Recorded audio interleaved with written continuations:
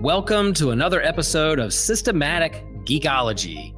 This is a space where we seek to create and cultivate healthy conversations between those things we geek out on and the philosophical and theological questions that often arise out of our fandoms. Like, what does it mean to be human? What makes a hero? What makes a villain? How do the stories and narratives we geek out on shape how we live in the world? We are your priest to the geeks. We aren't all ordained, but we see ourselves as mediators at the intersection of geek culture and going deeper in our faith. We don't always have to agree, but we do respect each other, and we see everyone as a beloved child of God. Everyone geeks out on something, so come geek out with us and enjoy the show.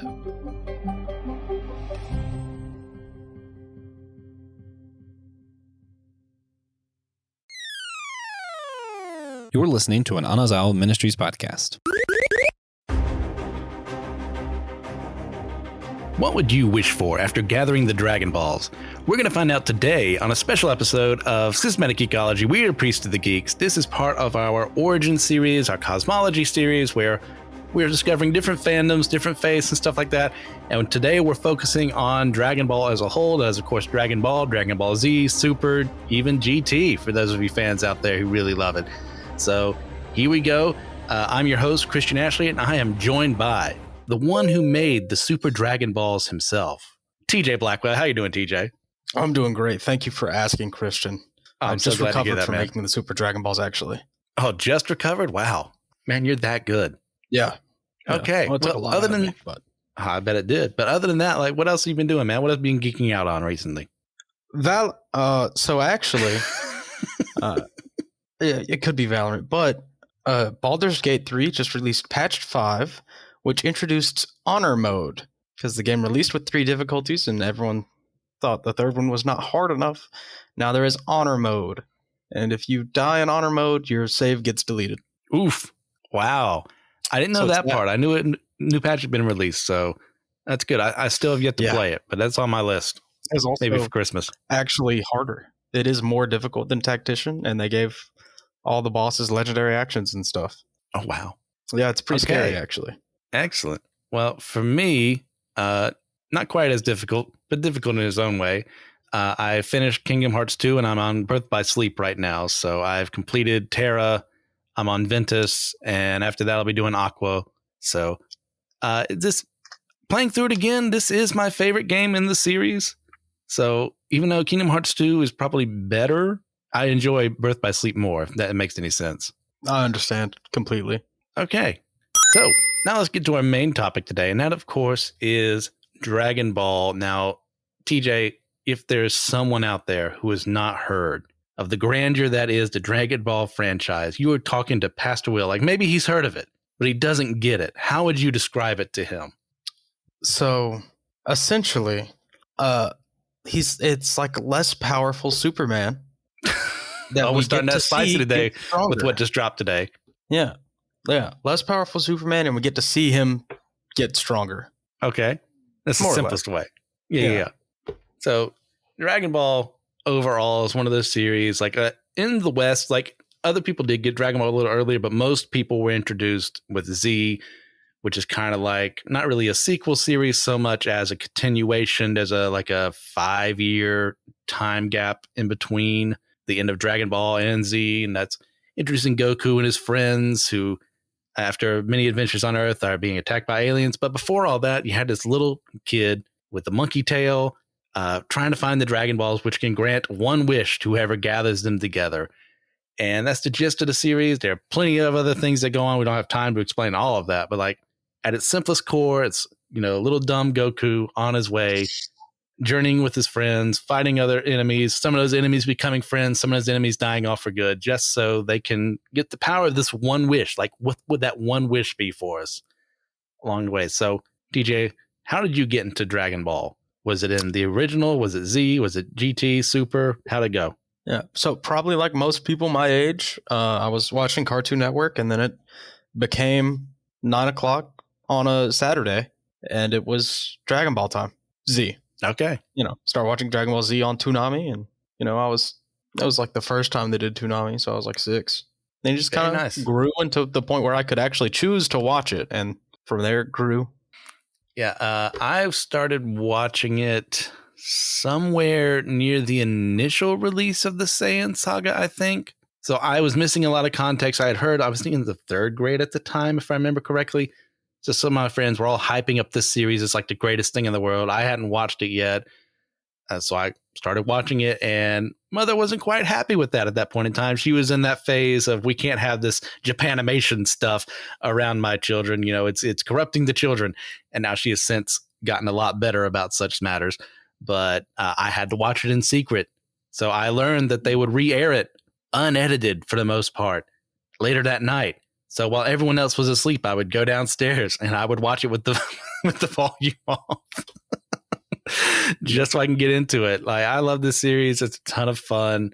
But let's go into the origins of Dragon Ball itself before we go into the actual cosmology of the series. So it starts off with a man named Akira Toriyama. Now, Akira Toriyama is a manga writer and artist. He started off in Shonen Jump in the 80s with Dr. Slump. Now, have you ever encountered Dr. Slump outside of like the crossovers in Dragon Ball? No.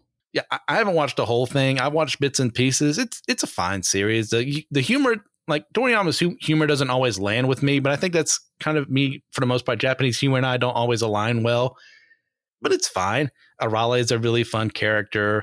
The weird, quirky town she's in is fun, but it's not my thing. I know there are plenty of other people who like it more than Dragon Ball. They're entitled to that opinion. That's fine. But as he was finishing up this series, he kind of got inspired by reading Journey to the West. Now, Journey to the West, for those of you who don't know, is a Chinese epic telling the story of Sun Wukong as he's going around. Sun Wukong, of course, being the monkey god that has his pole that you can also see in Son Goku here. Goku being like a transliteration to an extent of Wukong to Japanese from Chinese. Being humbled by the gods and being him forced to go on this journey to the West to retrieve different items and stuff like that as he makes friends along the way. So, TJ, have you ever read Journey to the West? It's been a while since I have, to be perfectly honest. I've read a little bit of Journey to the West. I never was able to commit to it, but it's cool. I like it. Yeah, it's a good story. It's also, you're going to have to set aside time to read Journey to the West. And it depends on your translation too. They're all over the place, but I do enjoy it. I just haven't read it since college, and that was over a decade ago. So there you go. Now, as Toriyama was going on, his wife, who I think at this time they had just recently married, one of the things they would do while he was like brainstorming ideas or like drawing while she was around is they would watch kung fu movies. Most of them starring Jackie Chan. That's why Jackie Chun appears as a name for Master Roshi later on in the series. It's kind of like him calling back to what inspired him to make some of this stuff. So he wanted to do a series that was more martial arts based, kind of based on the Journey to the West. And like I said, they both watched those kung fu movies, and that just inspired him. Okay, I want to like see this live action thing brought into comic form. So as time would go on in the series, Goku's character would take on a bit more of a Superman kind of origin in that the classic, child sent in a pod from another planet who blows up, that got changed through different retcons as time went on, and how that actually happened as we figure out in the series. But contrary to the Superman, though, Goku would have been a bit more aggressive in the original had he not dropped on his head as a child.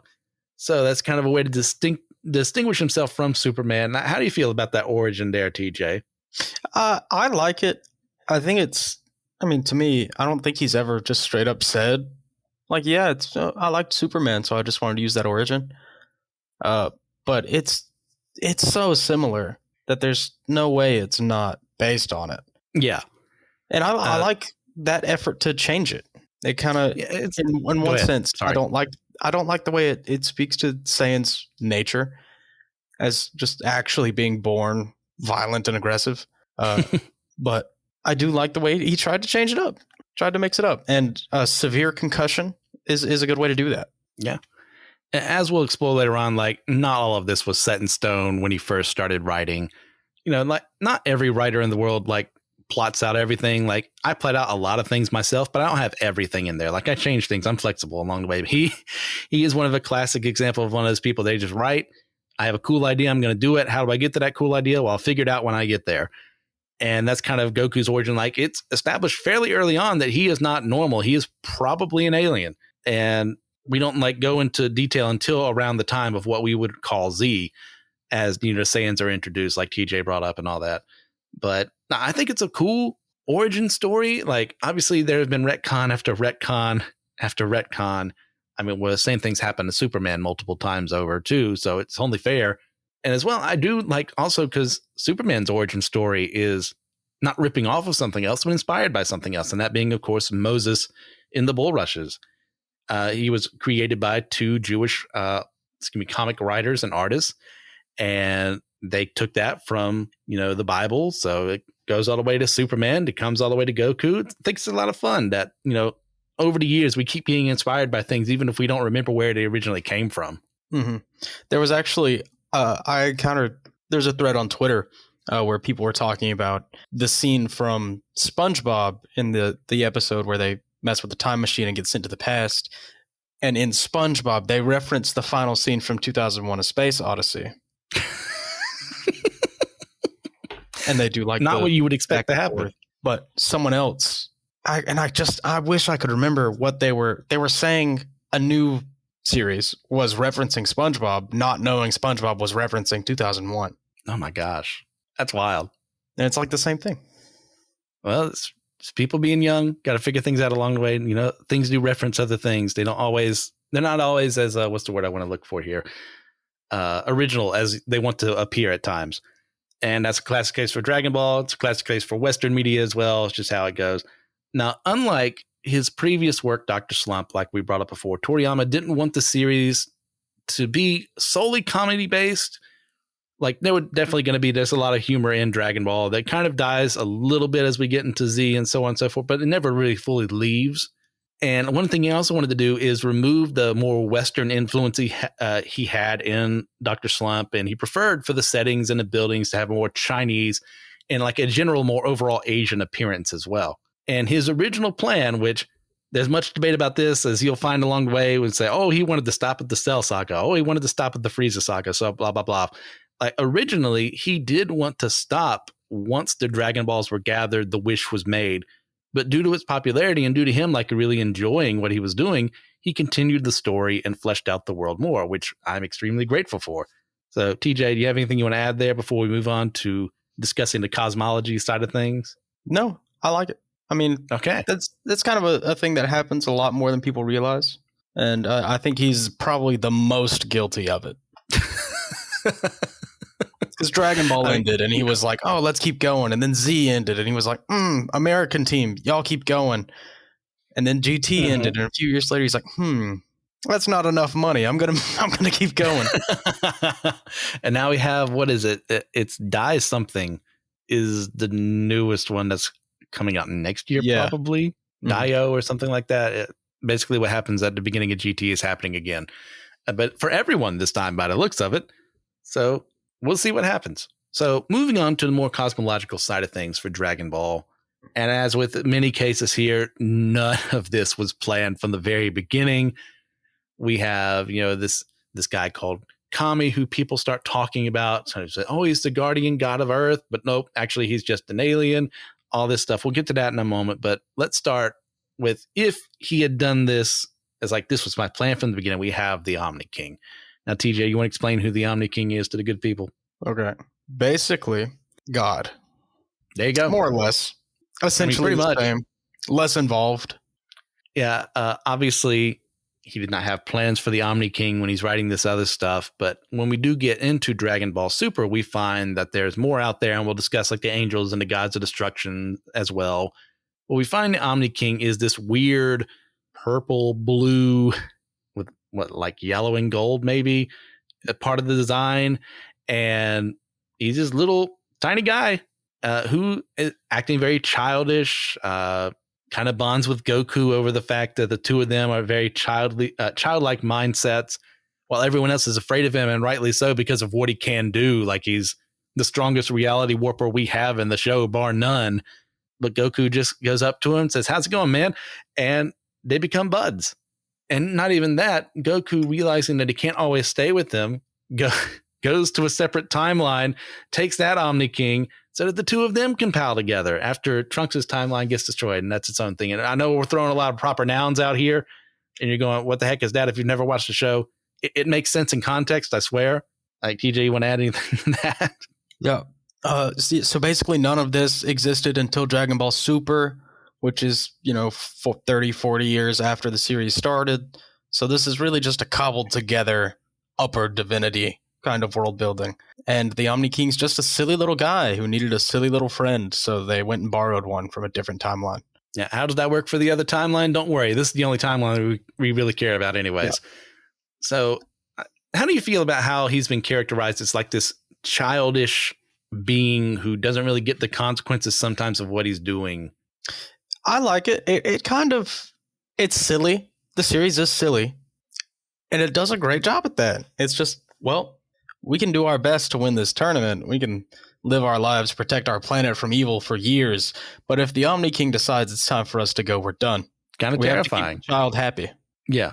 And like, I do like, obviously Toriyama is not a Christian, that kind of contrast between, our more Judeo-Christian view of God versus how Omni King is displayed here as like this childish being that on a whim could destroy everything. But as you're going through the tournament power, he's not as childish as he appears. Like there is an actual goal in mind to have the tournament of power, to have all these universes fighting against each other. It's to test them all and to see if they make the right choice along the way. And I really enjoyed that because it makes him more of a character versus like this thing we have to just placate. So I really appreciate what they did there at the very end of Super. Mm-hmm. All right. So moving on from him, also established very early on in the movies before Super happened, is the idea of there being angels and gods of destruction. Now, TJ, you want to explain how this duo works? Yeah. So basically, the angels serve the Omni King loosely, and they train the gods of destruction. The angels are stronger than the gods of destruction. Don't worry about that. Is there any reason for the gods of destruction to exist? Not really. I'm not gonna lie. I don't really understand the significance of both of them, except to present as a duality of sorts. But they're really not. Yeah, it's basically set up in this system of one of the concerns of the Omni King to an extent is how strong a universe is, how powerful it is, and what gods of destruction are supposed to do is it's their job to be this figure above every other mortal race in existence there and destroy the ones who aren't like contributing to this idea. It's very, Darwinian idea. Sorry, not that Darwin himself will say this, more like the social Darwinist idea of, hey, it's better for these communities, it's better for this gene pool, blah, blah, blah, if the strongest survive, if they are the ones contributing and the weak get left behind. But as we see, as time goes on, for Universe 7, the one where Goku and friends are at, Beerus is lazy. He slacks off on his job. He kills people on a whim. And that's one of the things that gets brought against him is like, hey, you're not actually doing your job as effectively as we want you to. So who knows, you could have killed off the wrong people here. And he's being minded by what we assume to be his servant at first, Whis, who is the angel in this, very, blue skin, white hair, carrying his staff around, and has the appearance of just being a servant. But as time goes on, we do learn, like TJ says, that they're more stronger than the gods of destruction. It's their job to make sure that they're doing their jobs and they can take them out whenever they want to. So it's a weird dualistic sense here between the two of them. Yeah. It's like they're supervising in the way that most supervisors do. They're really just capable of doing everything that their supervisees can do. Yeah. And that's one thing too, is like, they're not supposed to involve themselves as much as we see some of the manga we've gotten. We do see a potential angel in training through Miras. That's his name, right? Mm-hmm. Yeah. And part of his story is like, how much can I intervene? How much should I intervene? And the conflict between him and Whis of like, hey, you're supposed to stay in line here. You can't keep doing stuff like this. So I find that fascinating as well, and I hope to see that animated one day. But as far as everything else is concerned, it's that weird sense of you introduce all these concepts and there's some horrific ideas behind it too. It's like they're supposed to be shaping and molding things for more power, but like, what does that do for regular people, man? Like, it looks pretty bad. Yeah. Regular people are really nothing. I mean, yeah, the Dragon Ball universe, you ever get one of those questionnaires like, hey, what anime universe would you ever want to end up in? And you know what I see people selecting all the time? The Dragon Ball universe. There's no way on God's green earth I would ever go there. You know how many times the earth has been destroyed? More than 0, which is what it should be. Even then, like, the question's never, you don't get to be a Saiyan. Yeah, it doesn't say That's that not in the question. Best case scenario, you get to be human, and you get to be the strongest human. So congratulations, you're TN. Pretty much. It's like, by the way, the answer to those questions should always be Pokemon, because you can do whatever you want in that world, and essentially you get a carte blanche.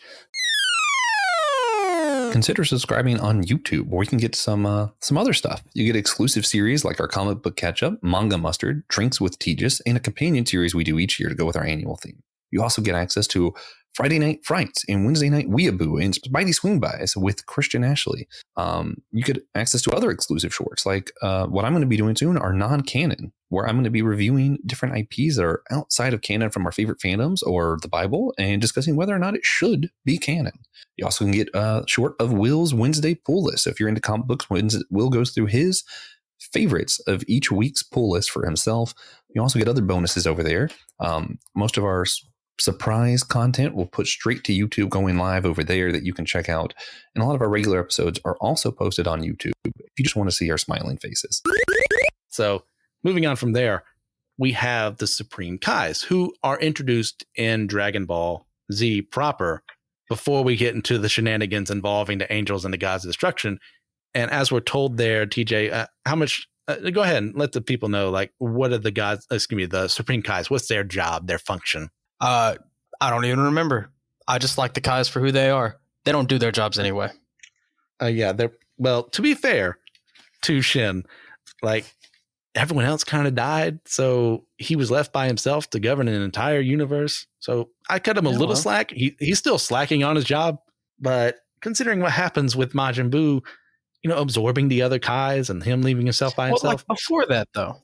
Okay. Before that, they just let that happen. Well, they were actively fighting Buu. Too little, too late. They did what they could. And that leaves Shin in this own position here to where he has to govern an entire universe by himself. So kind of bad for him. I feel bad for him. But he is a bit of a slacker, comparatively speaking, to the other ones. Like, he doesn't intervene until Majin Buu's about to be resurrected again. Mm-hmm. And he really doesn't understand the people he's working with. He's a terrible judge of character when it comes to Goku and Vegeta. If he had just kept things with Gohan, things would have gone a bit more smoothly. Majin Buu never would have come out and been resurrected. Like, that's one of my favorite things they did with for Trunks in Super, is they kind of show how when that happened in his reality, he didn't take any time. Like, he just sliced Babidi and Dabura in half and just like, well, crisis over. Yep.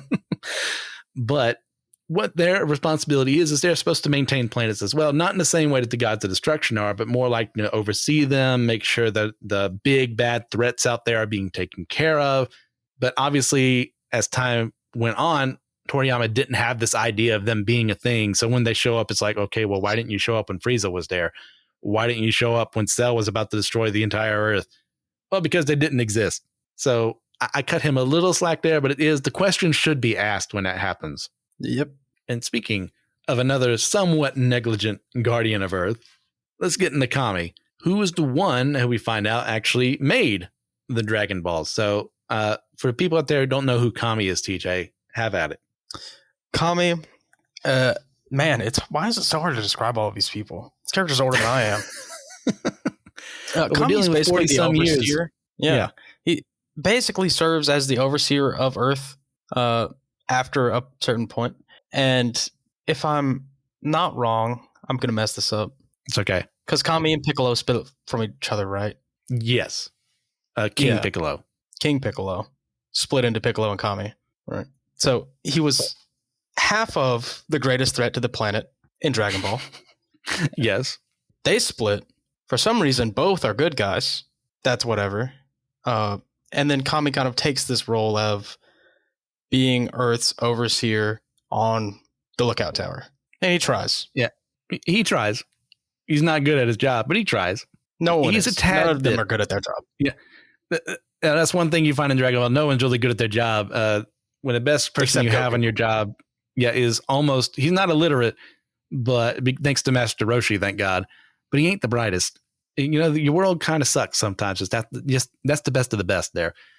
But for Kami, we find out what another retcon along the way. He is an alien as well. He comes from the planet Namek, where he was once one being. I don't know if he called himself Kami or if it was something else, but he was fleeing something, I think, that was like maybe a famine or something. I'd have to look it up again. It's been so long since I've read that lore. Ended up coming to Earth, saw that the people of Earth weren't as, peaceful as the Namekians were, and said, okay, what can I do for them? Oh, well, let me make them happy. We have our Dragon Balls here. What if I do the same here? Created them on Earth, and they can do anything that he himself is capable of doing. At least the original set of Dragon Balls. And as time goes on, power creep comes in, and it gets worse from there. But that's one of Dragon Ball's many flaws that I love it for.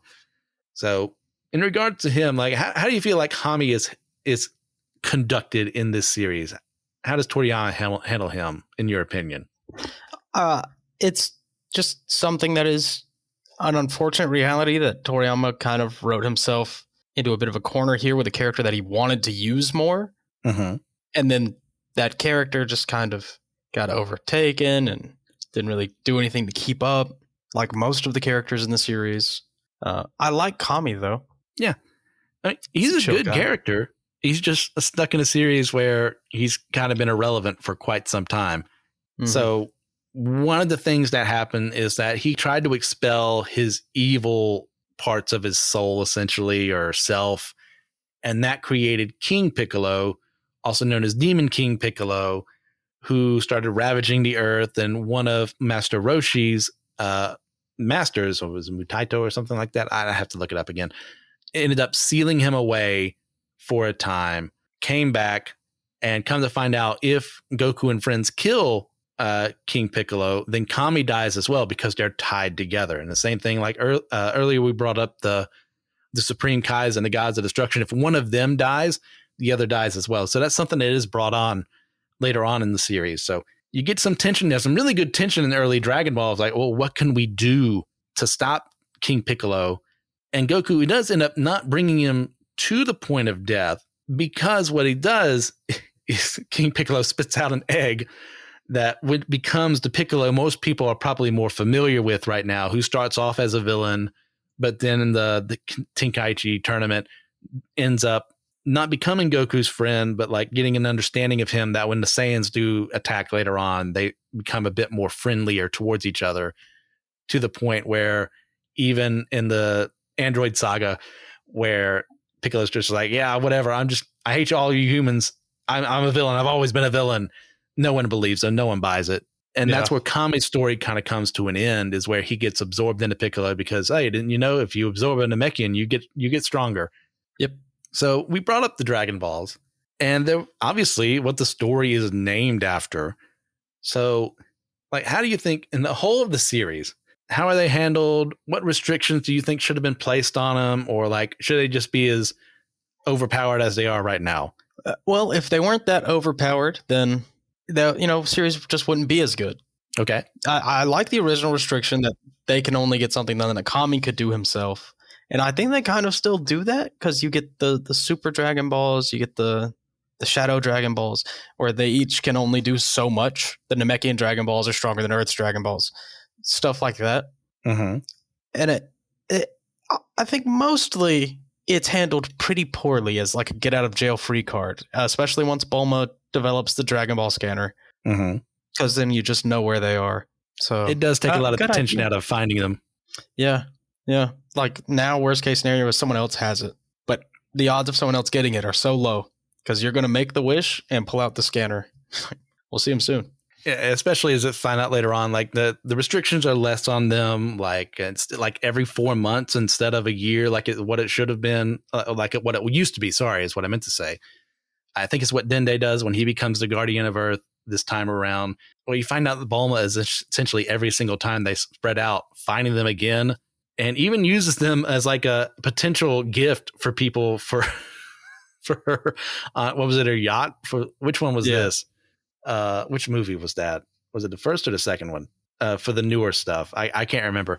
So like she can just find it whenever, and a lot of the tension of early Dragon Ball was like, hey, we got to go to this new place and find these Dragon Balls. Like someone could have them. Someone could be trying to grab them for themselves to do evil. That's why the Red Ribbon Army really wanted them.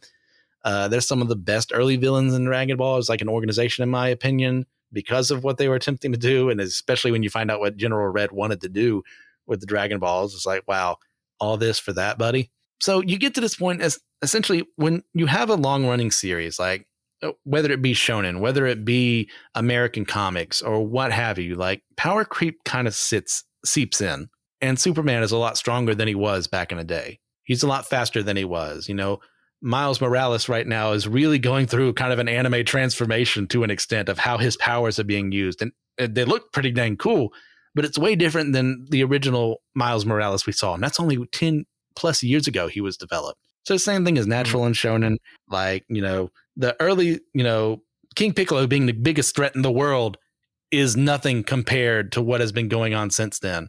Like they never would have considered him to be involved in the Tournament of Power. He's just that much weaker than they are right now. It just happens. So I'm okay with it. It's not my favorite thing in the world. I would like things to be more consistent, but I also know who I'm working with here. So I cut it a little slack. So we mentioned Toriyama's. Go ahead. Yeah, Toriyama's not some fantastic, amazing writer, but he knows what we like, and we like to see people be strong. Yeah, at the end of the day, isn't that just what we want? Just to see some really buff dude punching a really buff dude in the face, and some beams being thrown around, attacks being called out. Like, it appeals to that little child within me. I look at it the same way when I first found this series. It's like, this is awesome. This is amazing. Every time it happens. So I'm okay with it. Yep. That's just the way it is. Yep.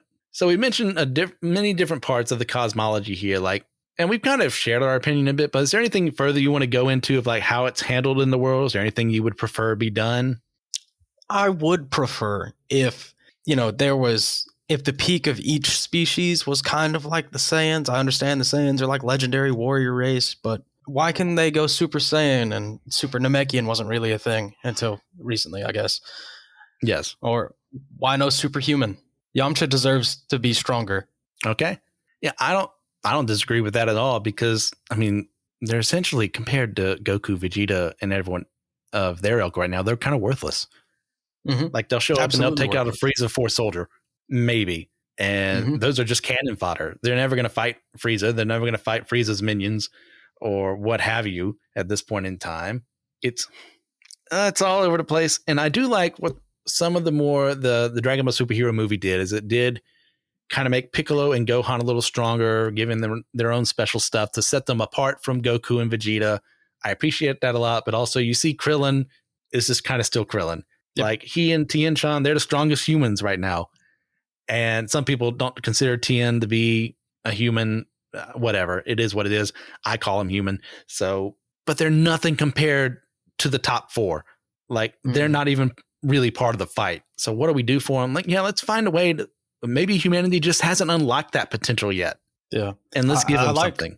That's what I like a lot about the Moro arc, is when Moro decides to take over Earth, Tien and Yamcha and Krillin all actually get to help. They all get to do something to help slow him down while Goku shows up. And it's always just wait for Goku is kind of the rallying cry of every Dragon Ball arc. Yep. Especially Z is what I should say. Yeah. Yeah. But I liked it in Super. I like that. It works for me even more. It gets a little grating after a while. So TJ, in the world, we hadn't really talked too much about like the actual Earth in Dragon Ball and all the fantastical things that happened there. Like, do you have like a favorite feature of that world? And like, just as examples, like, you know, dinosaurs still exist, like, you know, the capsules that Bulma and her family create. Like, what is there to like really like that's my thing. So it's probably a tie between the dinosaurs still just existing, No one ever mentions it. No one ever brings it up. It's not a relevant point at any point ever. There's just dinosaurs. And like the urbanization of Earth on this Earth is just like city all and over then the place. nothing. City, nothing. There's no suburb in the Dragon Ball world. It's all cities or nothing. It's a very simplified thing, but it just kind of works in the story. I love it a lot. Yeah, I also love to. This isn't my favorite thing, but like you refresh my memory. Just how technologically diverse places on this Earth are. Like you could have basically an older, Asian kind of idea of what the world was like in like early 1000s or 1200s or something like that. And then you have this giant city full of technological advancements where we just throw this capsule up there and boom, there's a home. And those exist in the same world. Like, goodness gracious, is it Slump Village? Whatever the name of, or Penguin Village? I think that's it. Penguin Village is in the same world as all of Dragon Ball. So we get to see Arale doing all those weird and fantastical things. So she exists in that same world where there's also a bunch of martial artists deciding things in a world where guns exist. Yep.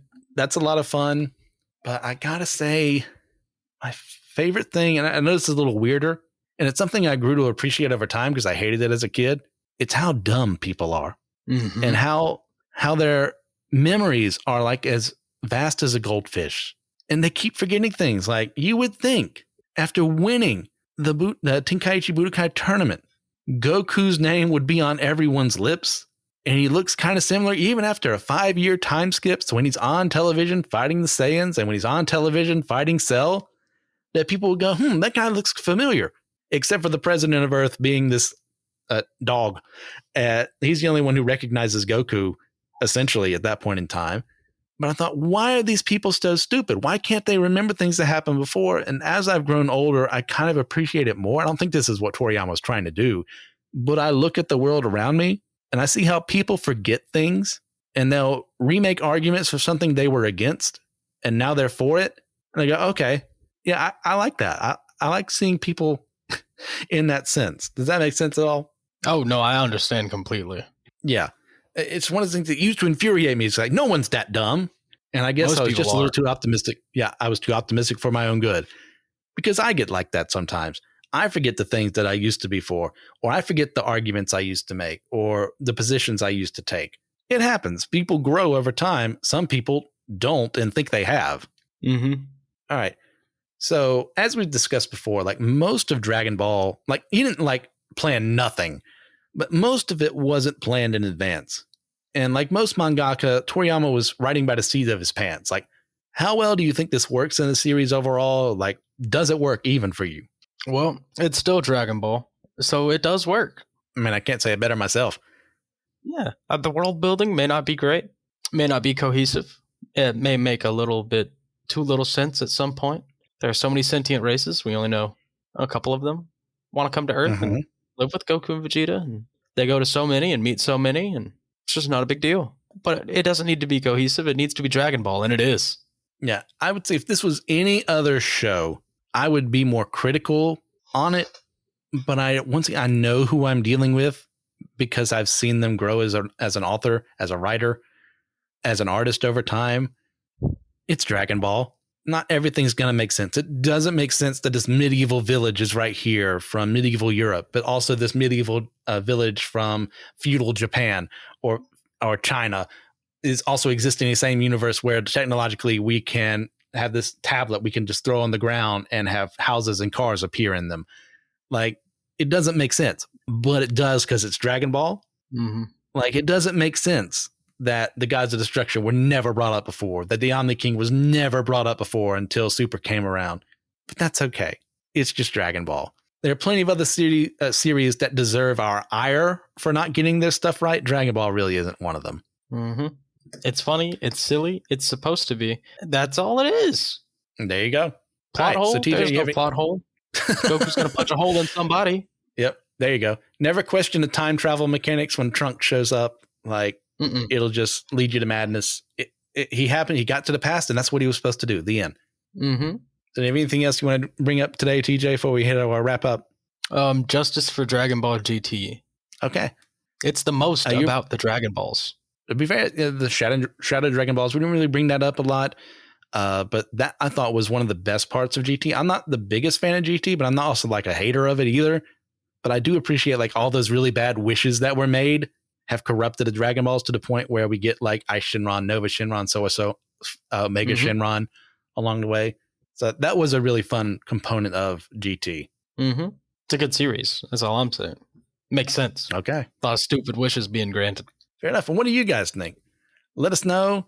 Just contact us on Facebook, Discord, YouTube as well. Just even potentially join the Patreon as well. We really enjoy hanging out with you guys and listening to the questions you have, the feedback you have. But before we go to the rest of this, TJ, you have a recommendation for the audience. If you are a Dragon Ball fan or a Dragon Ball hater because of the potential that it had that Toriyama refuses to deliver, watch Legend. It is a Dragon Ball short film, fan-made. It's like 10 minutes long, and it is incredible. I mean, if I just put it in the Dragon Ball timeline, Dragon Ball's canon, it would be top 3 fights, probably. Top 2. Okay. And probably not 2. Yeah, that's a good one right there. Well, to go a little away from Dragon Ball in this recommendation, if you have the ability, if you've got the collected editions, I would suggest to those of you who really like the character as much as I do, go out and read from the beginning, starting with Amazing Fantasy 15, going on to Amazing Spider-Man 1, and so on. I am going to be covering on YouTube for a special series called Spidey Swings By, going chronologically from release order, every Spider-Man appearance ever. Just whenever I feel like uploading that on YouTube, I may have a couple of other people around. Will said he wants to be on a couple already with me. I'm ready to do it. So go ahead and check those out. They're a ton of fun. Seeing Spider-Man's journey from nerdy Peter Parker all the way to where we see him now is just fantastic. And I know I'm never going to get through all of them more than likely in this lifetime, but I want to do it. So join me there for that. And remember, we are all a chosen people, a geekdom of priests.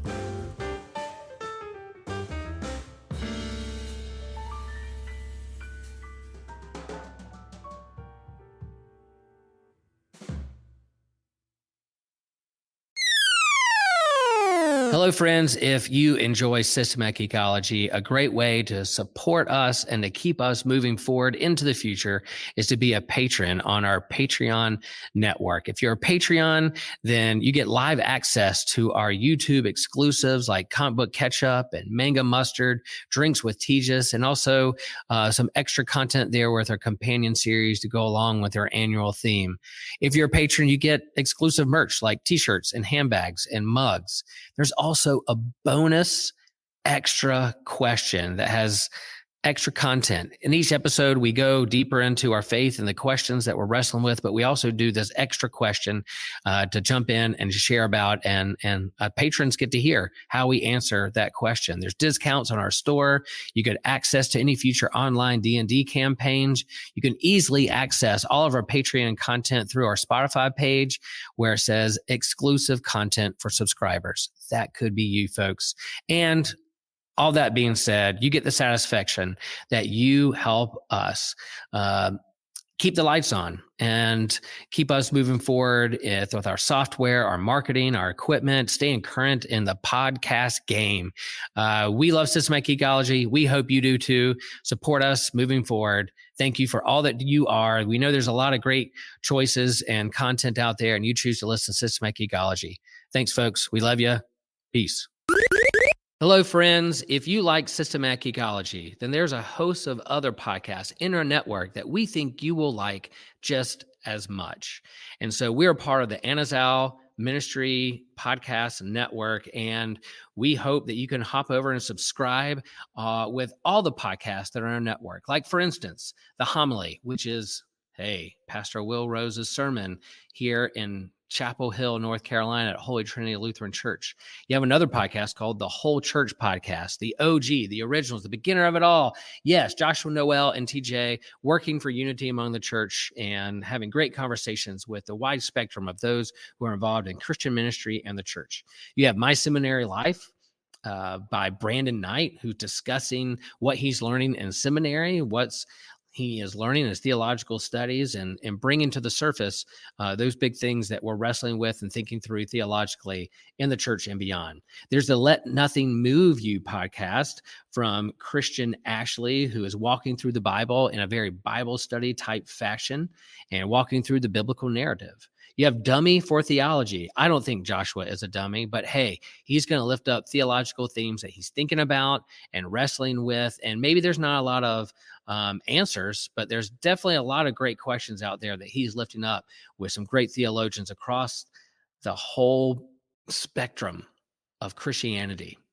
And then there's the Bible After Hours. Man, if you like to get risky, if you like to get controversial, there's this foul-mouthed preacher who goes through the Bible from a more progressive point of view, challenging the status quo of the modern church. Yeah, you don't want any kids around with that podcast. And then you have the Clydes, one of my favorite couples that I like to listen to. One of the hosts here on Systematic Geekology, Taylor and Elizabeth Clyde, go through weekly discussions and kind of a devotional, conversational method of what's going on in their lives, where they see God moving in their lives, and what God is up to in the world. So those are the podcasts, a part of the AMP network. Subscribe, follow. We hope you can be a part of all that great network with the wonderful podcasts at AMP.